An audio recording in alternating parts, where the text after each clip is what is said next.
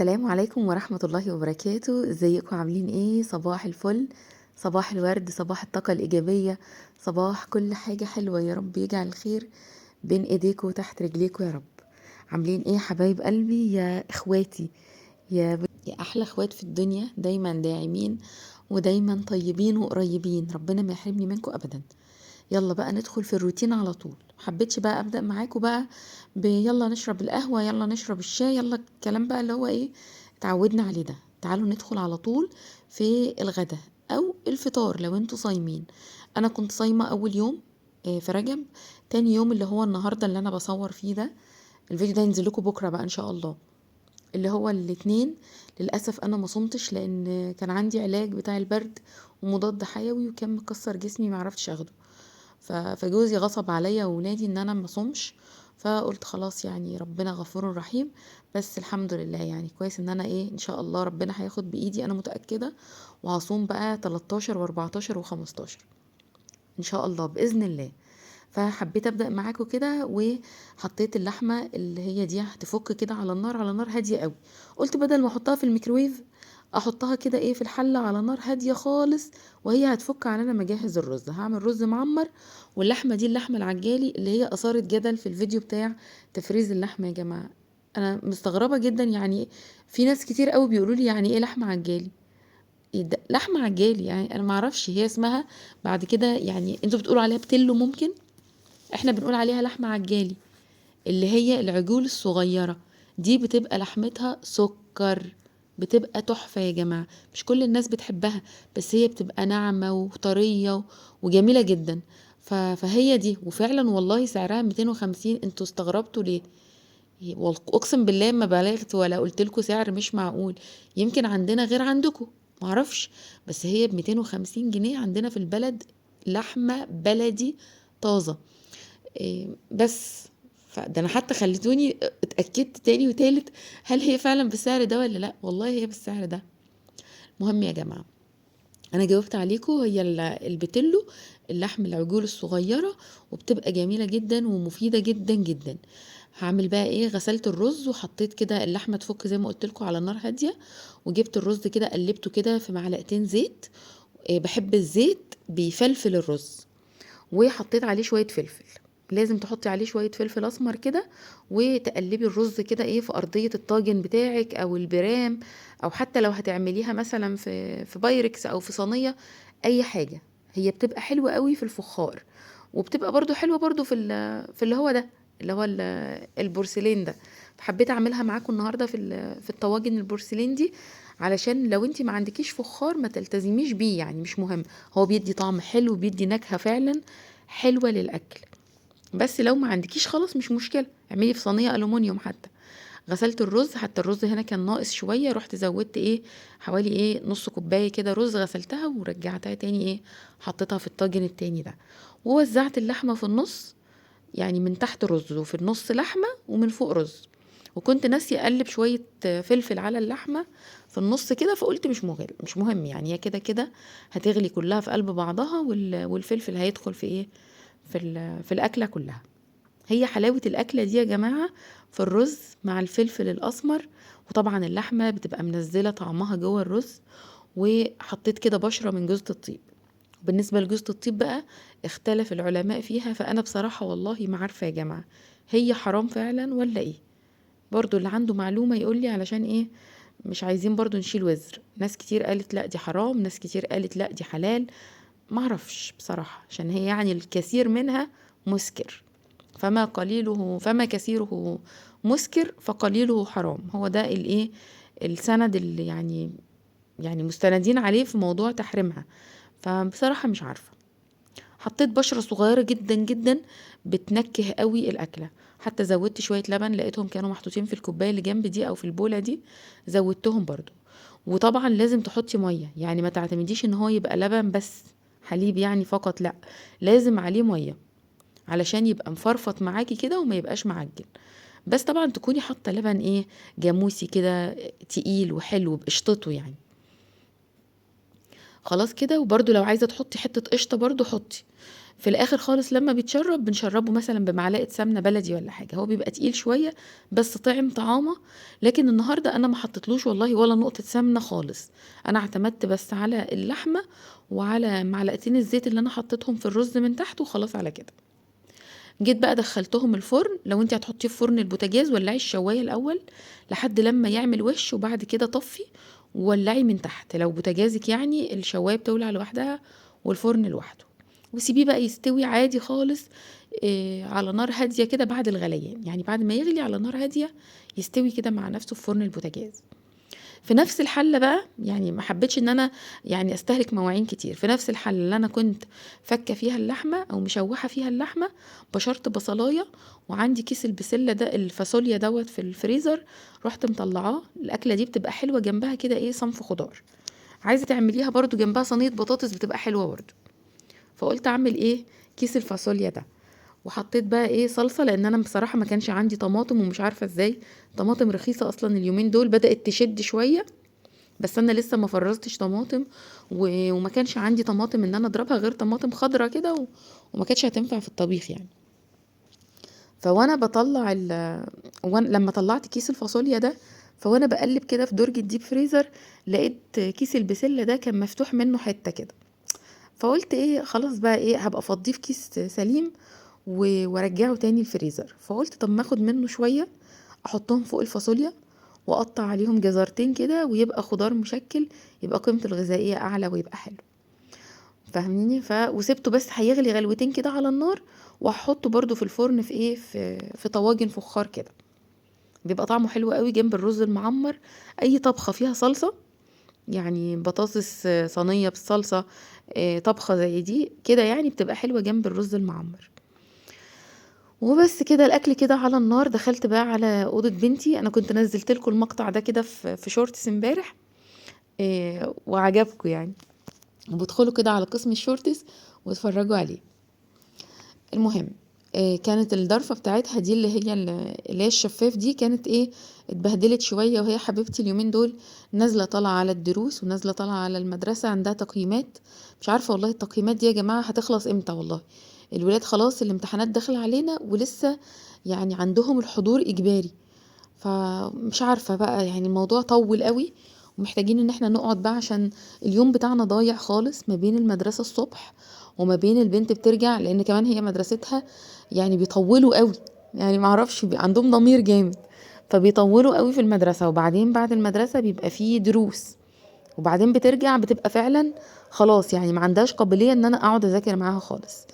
فدعواتكم بقى ان ربنا يعدي السنة دي على خير ان شاء الله، ونحاول نرتب بقى ايه مواعيدنا الترم التاني، لان انا بقول لها مواعيدنا اكيد فيها حاجة غلط، يعني الدروس مواعيدها مش متظبطة. في مثلا درس بيكون الساعة 1، بدل ما يبقى الدرس اللي وراه مثلا او مثلا الساعة 2 3 كده، بدل ما يبقى الدرس اللي وراه بعديه مباشر، لا بيبقى فيه ساعة في النص. فبتضطر يا اما ترجع البيت وبعدين تروح الدرس تاني، يا اما تفضل مع اصحابها وبعدين تروح الدرس. فانا مش عاجبني النظام ده خالص. فان شاء الله هحاول الترم التاني بقى يا اما نلغي موضوع الدروس ده، يا اما ان احنا نظبط المواعيد، لان انا بصراحة مش حابة الهوسة دي اللي احنا فيها دي. والرجوع متأخر ده بيبقى بصوا قلبي بصوا بيبقى بيتقطع كده، لو اتأخرت شوية بضطر انزل اجيبها، او اخوها ينزل يجيبها، او باباها ينزل يجيبها. فاليوم مش نافع خالص كده وبس. فالمهم يعني الشاهد من كلامي فهي مشغولة، فكانت الضرفة بتاعتها دي اتبهدلت شوية، فقلت لها ايه ان شاء الله هبقى اعملها لك. فظبطتها كده على قد ما قدرت. وطبعا انتوا علقتولي على موضوع الشماعات الملونة ده، صدقوني اول ما هنزل ان شاء الله وافتكر هجيب شماعات كلها شبه بعضها ان شاء الله، لان انتوا فعلا عندكم حق، كل ما كانت الشماعات كلها لون واحد بتبقى جميلة طبعا. وارجع اخد بقى ايه الشماعات الاصفر دي بتاعتي اصلا بتاعت دولابي، فانا كنت مديها شوية كده يوم ما جبنا الدولاب وكده. بس باذن الله وانا نازله ان شاء الله هجيب لها دستة كده كلها لون واحد، ونبقى نرتبها برضو ان شاء الله مع بعض. وظبطت كده السراير، يعني حاولت ان انا ايه الم الاوضه زي ما بنقول كده، فاهميني؟ لمت لها الدنيا. وعايزه بقى اقول لكم ان انتوا النهارده هتشوفوا حبيبه او مش هتشوفوها، يعني هتحضروا معاها باقي الفيديو. والله العظيم يا بنات اقسم بالله انا خلصت الغدا، وبعدين قعدنا شويه كده انا وهي كنا بنتكلم مش فاكره في ايه يعني، فانا عيني راحت في النوم على السرير اللي قصادها ده اللي جنب البلكونه، وهي فضلت قاعده كانت بتذاكر وخلصت اللي وراها، وانا كل ده نايمه نوم بصوا مش قادره. يعني الحمد لله انا بدات اخف على فكره، والدور بدا يروح مني، اللهم لك الحمد. بس النوم بقى العلاج ده بينيم، المضاد مع الحاجات دي تحسي ان دماغي بتبقى تقيله كده. فانا نمت، دخلت بقى لقيتها فاجئتني. هتشوفوا طبعا، وعملت لنا صينيه كيك، والله العظيم يا بنات ما كنت اعرف. هي بس صحتني وقت ما كانت عايزه تولع الفرن، لان هي طبعا ما بتولعش الفرن ابدا، بتخاف طبعا، وانا محذراهم من ان اي حد يولع الفرن، لان هم برضو مهما كان يعني بخاف عليهم بصراحه. فهي صحتني ساعة بس ما كنت عايزه او ما كانت عايزه تشغل الفرن. فهتشوفوا بقى المقطع، وبالله عليكم بقى هي اكيد هتقرا التعليقات وهتكون متحمسه جدا ان هي تشوف رايكم. فعشان خاطري علقوا لها. لو انتوا بتحبوني فعلا ما تعلقوليش النهارده ولا تقولوا اي حاجه على ايمان، دي سيبكم من ايمان النهارده وخليكم في حبيبه. هتعمل صينيه كيك، وهي قالت لي الغي الصوت، وانا بصراحه لا، ما رضيتش الغيه، انا عايزه يبقى لي ذكرى حلوه كده، وتبقى حطت بصمه حلوه كده ليا. والله العظيم انا فرحت جدا، فرحت بيها، فرحت بيها كده. ان هي ايه يعني، قامت عملت كده. اولا هي رتبت لي المطبخ، وبعدين عملت الكيك. وعايزه اقول لكم ان الفيديو ده كان تقريبا وصل لحد 40 دغيقه، بس انا قلت لها كده اصحابنا مش هيقدروا يسمعوا كل ده، فقصينا من الفيديو كتير جدا. يعني قلنا ايه، مش ضروري بقى مثلا غسيل المواعين، مش ضروري كنس المطبخ، مش ضروري تلميع البوتاجاز والحاجات دي. وهتشوفوا دلوقتي المقطع اللي جاي بقى هو بقى ايه، الكيك اللي حبيبه عملته. خلاص بقى هتشجعوها وتحطوا لها لايك، اعتبروها انتوا حبيبه دي اصلا متربيه على ايديكم. ربنا يخلي لكم اولادكم يا رب، ما يحرمني من ولادي ولا يتحرموا ابدا مني ولا انتوا كمان يحرمكم من حبايبكم. دي دايما دعوتي ليهم، انا بتمنى ان هم ما يتحرموش مني، علشان الولد او البنت من غير ام بيبقى حالته صعبة قوي. وانا حاسة الاحساس ده، لان الام دي فعلا، الله يرحم ماما، حاجة كبيرة قوي. الله يرحم يا رب والدتي، ولو حد منكم والدته توفت ربنا يرحمها ويغفر لها يا رب. المهم يا جماعه، طلعت بقى الرز من الفرن، ما رضيتش احط له سمنه زي ما قلت لكم، قلت كفايه كده يعني حلو قوي، بس لو عليه تشريبه سمنه بلدي بقى على الوش عايزه اقول لكم هتبقى ايه، اوعى. بس قلت كفايه كده حلو قوي. والخضار بقى حطيته في الطواجن دي ودخلته الفرن برضو، بقى تحفه. تحفه، شوف هو مش معمول بلحمه، بس طعمه رهيب رهيب بجد. بس وبصراحة يعني كانت أكلة في منتهى الجمال. أنا بقى في التوقيت ده بقى خلاص بعد الغدا رحت نمت، وبنتي بقى قامت بالواجب، هتلاقوها بقى في المقطع اللي جاي ده. اسمعوها كده وشجعوها وقولوا لي ايه رأيكم فيها. السلام عليكم. النهارده هنعمل وصفه جميله قوي وسهله وبسيطه، مكوناتها موجوده في البيت. الكيكه. الكيكه لذيذه في الفطار وفي العشاء، وحلوه قوي في المناسبات. انا عن نفسي ماما علمتني ان انا اعمل كل حاجه في الشفشق، علشان ما تعبش نفسي ان انا انقل من ده على ده.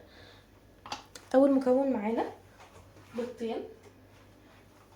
هي في ناس بتعملها ب3، وفي ناس كمان بتعملها ببيضه واحده بس انا شايفه ان بيضتين حلو قوي، ده زائد ان هي ماما دايما بتعملها ببيضتين، فانا بحب اعملها ب2.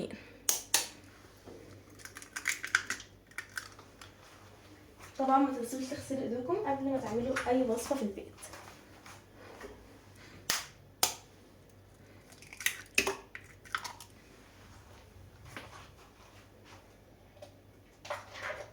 تاني مكون معانا وهو، انا ما بحطش كتير قوي، بس انا شايفه ان حوالي دي المعيار ده بيساوي تقريبا كوبايه الا ربع.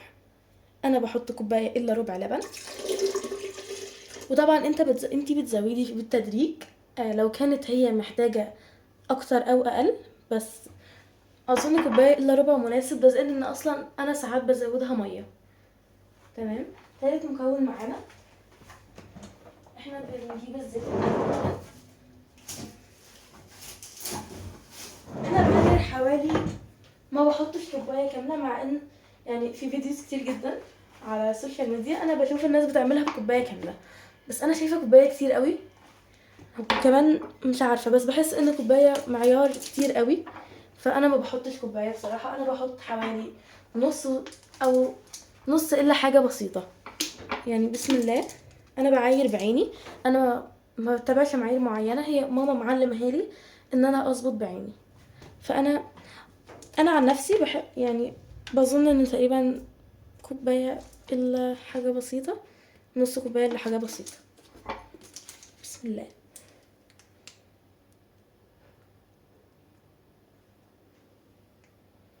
اظن كده معقول، معرفش. ده زائد ان احنا بنزود والخلاط شغال لو عوزنا نزود اي حاجة، فانا ببدأ بقليل ولو عوزت بزود والخلاط شغال. بسم الله.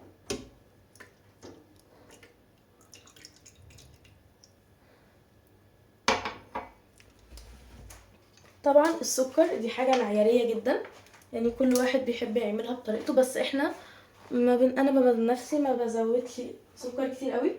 انا ما بحبهاش مسكرة، وكمان ما بحبهاش عدبة. يعني اظن الوسط، يعني ممكن كوباية او كوباية الا كمان. انا ما بعملهاش مسكرة، انا ما بحبش يعني الحاجات المسكرة جامد، فهي اظن سكرها معقول. لو حطينا يعني تقريبا، بسم الله،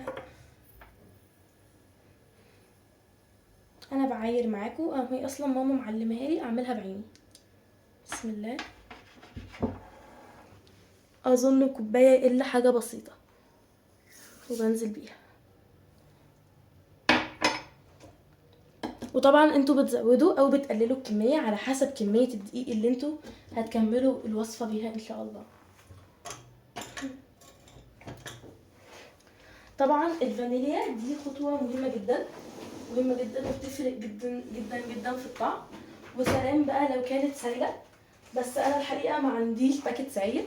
انا عندي اللي هي ماما جايبت النوع ده، انا معرفش بس هي مكتوب عليها، مش عارفه لو باينه في الكاميرا ولا لا، ان هي فانيليا خام، خام تماما. يعني انا معرفش، احنا في العادي بنستخدم الباكيت او اللي هي السايله، بس انا حابه اجرب من دي وهحط كميه قليله قوي قوي، ان هي ريحتها اصلا قويه ومكتوب عليها ان هي خام. انا معرفش، انا حتى نسيت اسال ماما الحقيقه، فانا ممكن احط، مش عارفه، رشه، معرفش، بس اظن هحط حاجه بسيطه.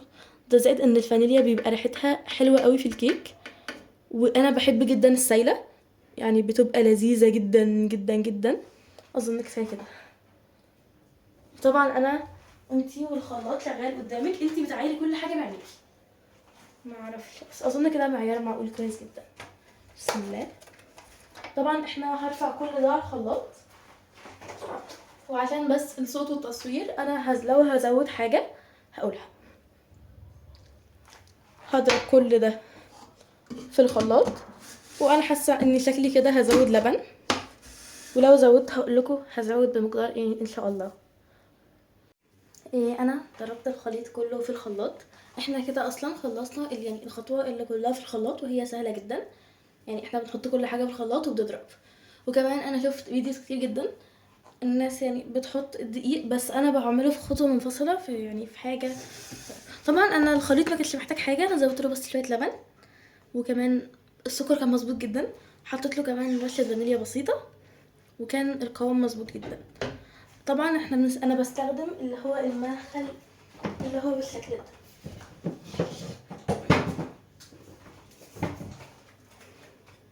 تمام، هو سهل ويدوي، خفيف جدا في الايد كمان. طبعا احنا بنعاير، او ايا كان، يعني احنا بنعاير بكوبايه،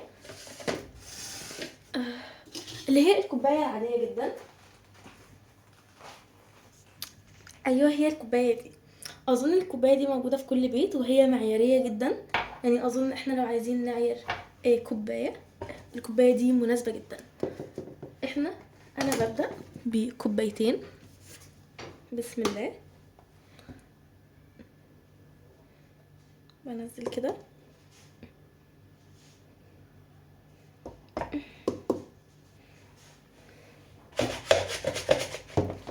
وهاجي في المدخل وهنزل اول كوبايه،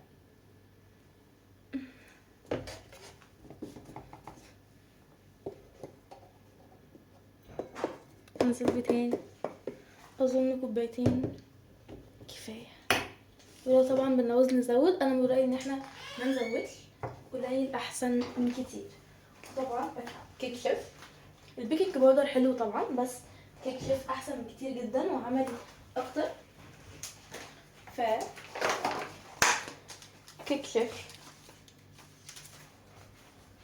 احنا بنستخدم كيك شيف بتاع دريم باكيت واحد، انا بحط باكيت كامل. يستحسن لو اتحطيتوا في خيار بيكنج باودر او كيك شيف، فكيك شيف احسن بكتير قوي يا جماعه، وبيخلي الكيكه هشه، بيخليها تنفش معاكي.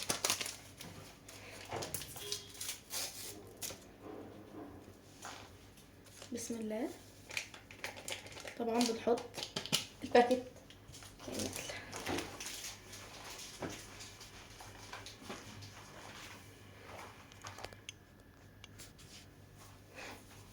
طبعا احنا هندخل الدقيق.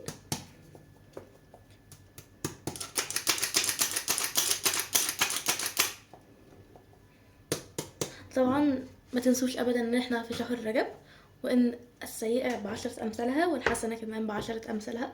وكتروا من التسبيح يا جماعة، وخلوا دايما الاذكار في لسانكم، لان ده شهر رجب شهر جميل جدا.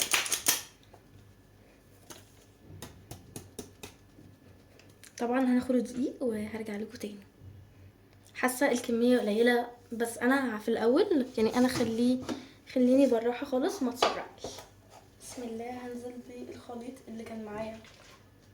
هو اكيد هيحتاج دقيق، يعني من النظره الاولى كده هو محتاج دقيق.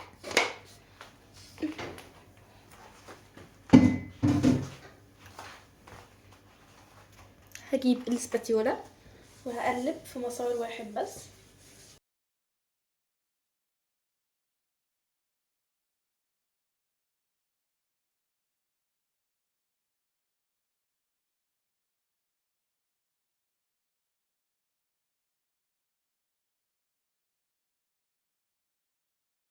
ازاي تتاكدوا ان القوام كويس او لا؟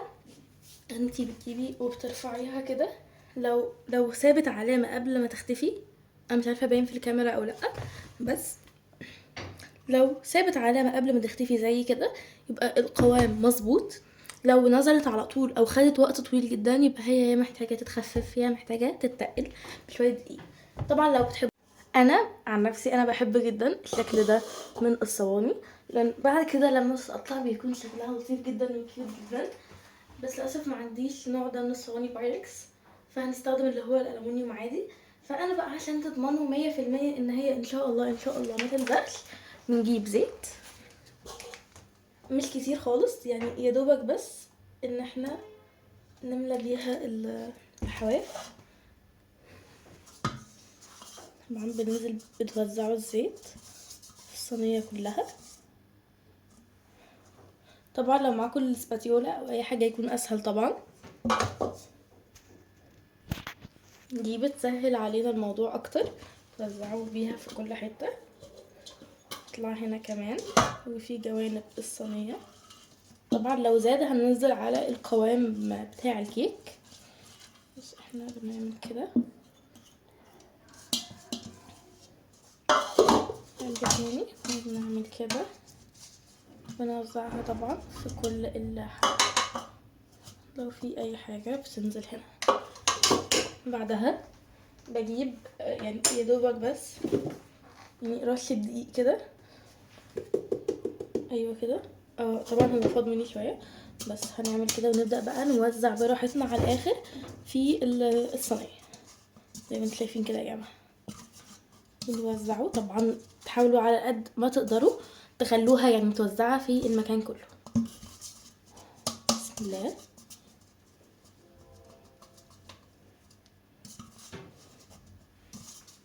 اظن كده ان شاء الله هي مش هتلزق. طبعا تحاولوا على قد ما تقدروا تخلوها يعني متوزعة في المكان كله. بسم الله.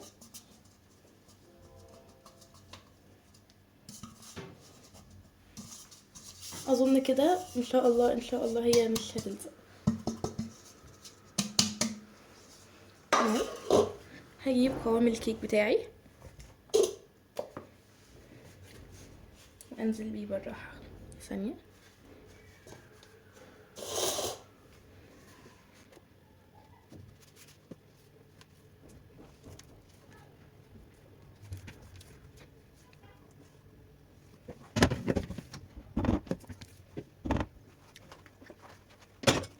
وزعوها بالشكل الصح. بعدين ماما علمتني اخبطها كده علشان افرغ الهواء اللي فيها وما تبقاش يعني مكتومه. ايوه مكتومه. تكونوا يا جماعه مسخنين الفرن من قبلها على الاقل بربع ساعه. كده هي استوت.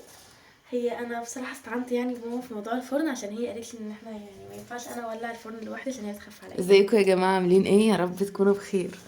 انا طبعا والله ما اعرف ان حبيبه عملت حاجه. انا كنت نايمه، اقسم بالله نايمه، لقيتها صاحيه، ماما قومي ولعي الفرن، ماما قومي ولعي الفرن، وعامله الكيك دي. فالفيديو والله حبيبه اللي عاملاه من اوله لاخره. انا هفرغها من الجناب عشان لما اقلبها على الصينيه يعني تاخد نفس الشيب بتاعها بالظبط. شاطر، برافو عليكي. اظن كده حلو. طبعا انا لسه يا جماعه يا دوب بس شفت لقطتين كده من اللي هي مصوراه. بتقولي قصي الصوت علشان ما يبقاش طويل، بس انا مش هقص الصوت، انا عايزه ده يبقى ذكرى ليا في القناه. تمام كده؟ عايزه تقلبيها بقى؟ طب اوعي انا اقلبها لك. ماشي. عايزه تقلبيها انت؟ لا انا مش عايزاها بس ما تقلبش. هي بردت يعتبر، لان انا صحيت لقيتها مخلصتها، فانا ولعت الفرن وحطيتها في الفرن. بسم الله ما شاء الله. بيوتي ولا كنت عايزه اقسم بالله. احنا حطينا زي ما قلت لكم لما نحط الدقيق والزيت هي ما بتلزقش خالص حتى لو ألمونيوم. هنعمل ايه بقى؟ هنسيبها كده؟ لا هنسيبها كده الناس تضحك علينا؟ لا هنعمل ايه بقى؟ هنقلبها بس عايزين حاجه كبيره كمان. او ممكن من غير حاجه كبيره ممكن نعمل كده. خلاص تمام. انا بقى ولعت على شاي. خدي يا بيبي. نعمل كوبايه بس الاول. انا عايزه اشرب في المج بتاعي. المج بتاعك اهو. بس ما تحطيش سكر بقى. وانا بتاعي اهو البني ده. كده مسكره فمش احنا مع الكيكه يا جماعه او مع اي حاجه مسكره او حلويات او بنعمل ايه؟ ما بنحطش ما بنحطش سكر. لا انا حطيت الشاي في البراد. يعني هنصب على طول. عايزين برضه نقطعها عشان نوريها لاصحابنا. انا بحب اقطعها اللي هي زي ما تكون يعني زي سلايس كده رفيعه. ومعانا مروان يا جماعه بيضحك ورا الكادر. عايز ايه يا مروان؟ عاوز ايه؟ ما تمليليش شاي كتير. انا نمت يا جماعه بعد الغدا. احنا اتغدينا وانا خلاص يعني شربت شاي ودخلت سبت الدنيا زي ما هي كده. والله العظيم زي ما بقول لك. لا كفايه قوي كده، اصل المج ده كبير قوي. حطيتي؟ طيب اقطعيها بقى وريها لاصحابك. ما بقوا اصحابك برضه ان شاء الله. يا جماعه ادعموا حبيبه، ادعموا حبيبه. هجيب لك طبق. انا طبق وانت طبق بقى. انت عايزه يا مروان؟ بعد اللي انت عملته فيها النهارده المفروض ما تاخدش. خايفه تفرفت. يلا انا بصورك. انا خايفه. لا ما تخافيش. بس تفرفت. تحفه، برافو عليكي. كيك شيف بيخليها هشه اكتر من البيكنج باودر العادي. صح عندك حق. عايزاكي تقربيها بقى من الكاميرا. بصوا يا جماعه. انا والشيف الموبايل هيفصل. بصوا بصوا خدي. انا هحط لي قطعه واحده بس. بصوا يا جماعه. بصوا برضه مش هجيب. بصوا يا جماعه قد ايه جميله، تحفه. بصوا الفيديو طول عليكم معلش بقى، بس انا مش عايزه اقطع ولا حاجه عشان تفضل ذكرى حلوه كده مع حبيبه. طيب عايزه تقولي لهم ايه بقى؟ احنا والشفا يا رب تجربوها. هي خفيفه قوي ولذيذه على الفطار وعلى العشاء. حبيبتي. طيب يا جماعه يا رب تكونوا كده، يا ربنا يخلي لكم اولادكم. ما شاء الله عليك يا بيبه، تسلم ايدك. الكيك تحفه، وانا عملت الشاي وولعت الفرن لا اكتر ولا اقل. هو ده كل اللي انا عملته والله. ما شاء الله تسلم ايدك. اشوفكم على خير بقى في فيديو جديد. قولي لهم بقى مع السلامه.